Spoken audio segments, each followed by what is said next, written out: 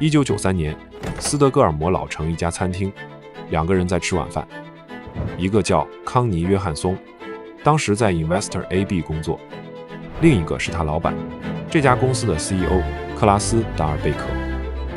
Investor AB 是瑞典瓦倫貝格家族的投資旗艦，從1916年到今天，瑞典工業的樣子，很大一部分是這個家族塑造出來的。他們有一條原則，用了上百年，叫責任式所有權。意思是，擁有一家公司，不是持有一份資產等它升值，而是要對它往後幾十年負責。那頓飯之後，約翰松拿到授權，在1994年開了一家新的投資機構，叫 EQT。他從一開始就照着這條原則來做。大多數人對私募股權的印象是這麼個故事：低價買進，加點槓桿，幾年後高價賣出。EQT 想做的不太一樣，他有一句反覆講的話，叫 more than capital， 比資本更多。他的說法是，自己靠的不是更狠的槓桿，而是真的去經營一家公司。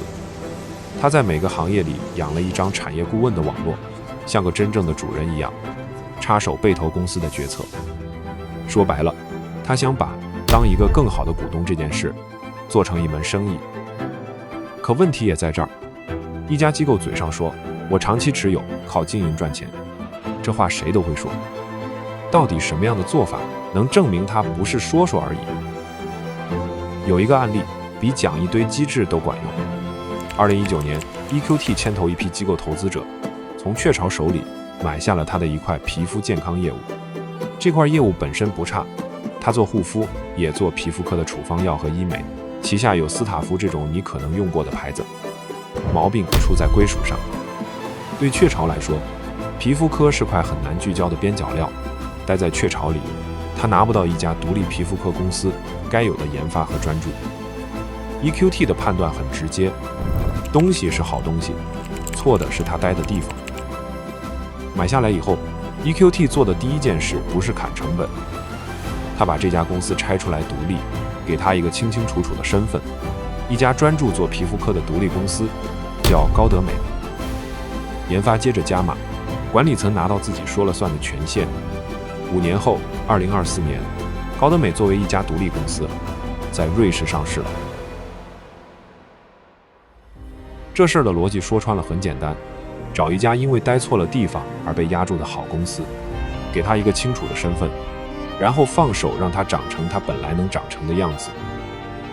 我們研究 EQT 的時候，老是繞回同一句話：擁有一項資產和真正成為它的好主人是兩件不同的事。擁有是個挺輕的動作，買下來拿着等它漲。當一個好主人就重多了，你得真的鑽進去，搞清楚這家公司到底缺什麼，還得為它往後幾十年負責。瓦倫貝格家族有句老話，大意就是這個：再爛的公司，交到對的人手裡都能緩過來；再好的公司，落到錯的人手裡，照樣能給毀了。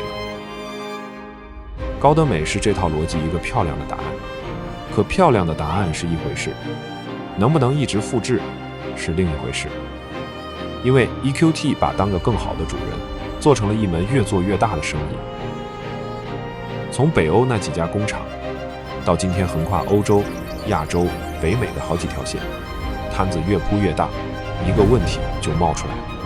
這種得深度介入、深度琢磨才玩得轉的能力，會不會在規模變大的路上被一點點攤薄？1993年那頓飯上，約翰松和達爾貝克想幹的是跟當時私募行業的主流打法對着來。30年過去， EQT 自己成了這個行業的主流。可成為主流和成為你當初想成為的那種機構，有時候是兩碼事。EQT 能不能在規模和初心之間找到一個能一直走下去的平衡，這就是我們打算接着盯着它看的原因。